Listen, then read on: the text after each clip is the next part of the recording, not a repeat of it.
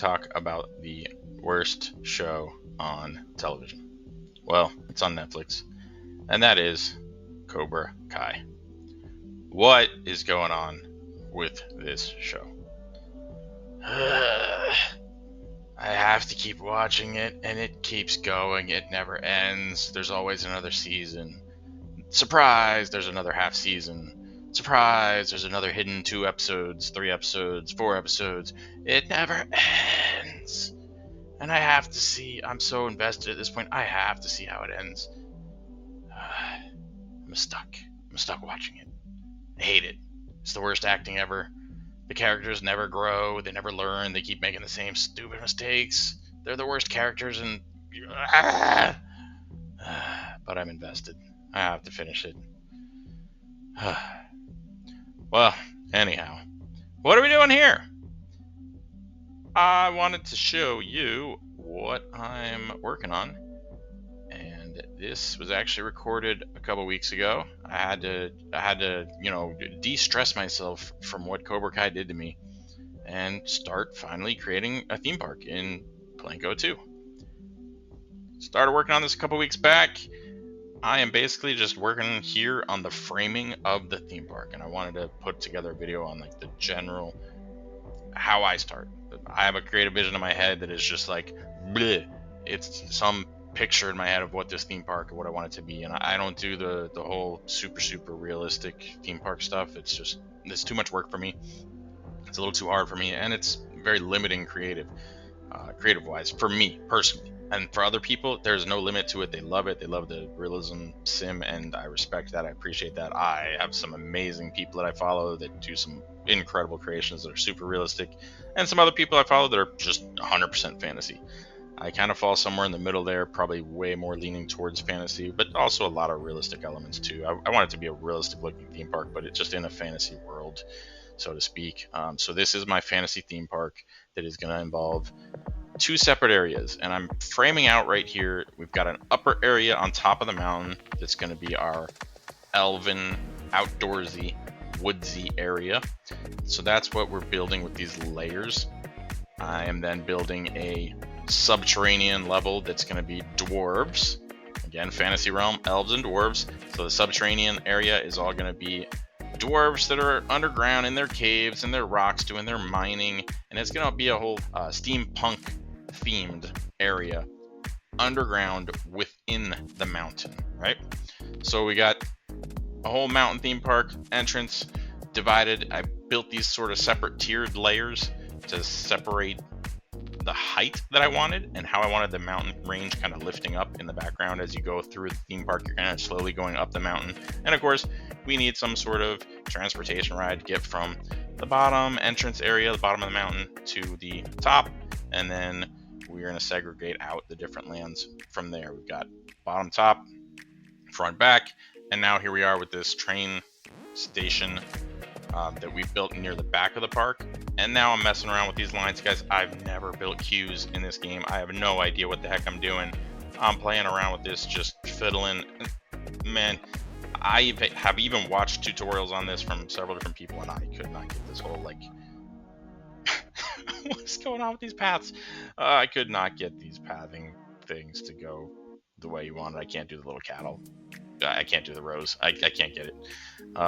Anyhow, so we moved on. We built the path as best we could there, and really all I'm doing is, again, just creating the framework for the park. Where are we going from left to right? Where are we going from top to bottom? What's going to be our general structure, our general layout, so that I can build from there.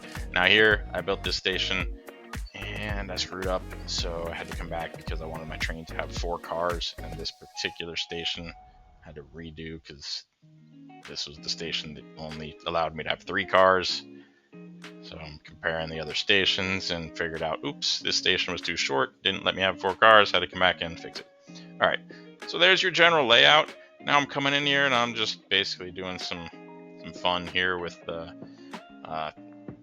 terrain tool, because I want the inside of the mountain to look like it's inside of a mountain. I want it to be rocks. I want it to be craggy, gray, gritty rocks, right? And then we're segregating out here where I'm putting a sort of back entrance path and kind of framing out like this is going to be the exterior of the section that I build within. the mountain. And it is basically a little wall that I'm building up. None of this is set in stone. I'm going to obviously tweak this as I go, so I'm not trying to do anything that's too perfect here. I'm just trying to give a general framework. Okay, I want the train to go through a cave here that goes into the mountain, and this is going to be the very edge of the area that I build for the interior, steampunk dwarven area. And from here, now I'm coming down. I'm like, all right, I got like some general frameworks. I'm looking at the entrance, and I want to look up from the entrance and have one central line that kind of goes, there's the park, all right? From coming in the entrance, you're gonna be looking straight up this mountain, and you're gonna see some cool rides at the top of the mountain. And I want there to be that visual line and then a sort of path that goes down the center, like your main street sort of path. And then it's gonna veer out from there. But right as you come in the entrance, that's what I want, is a path that goes straight down the middle. You're gonna have some theming and an entryway here.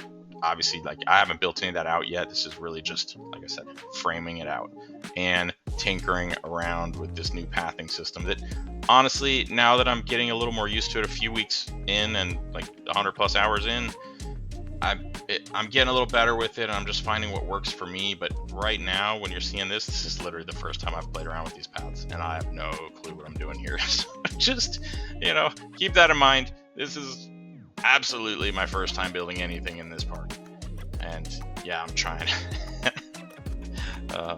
I'm trying to get something going here with some plazas, and really just utterly just playing with it and seeing what works, what doesn't, how clunky it is for a beginner like me right now. It is clunky, so now I'm just using other tools to just be like, what is going on, just fill in the gaps for me.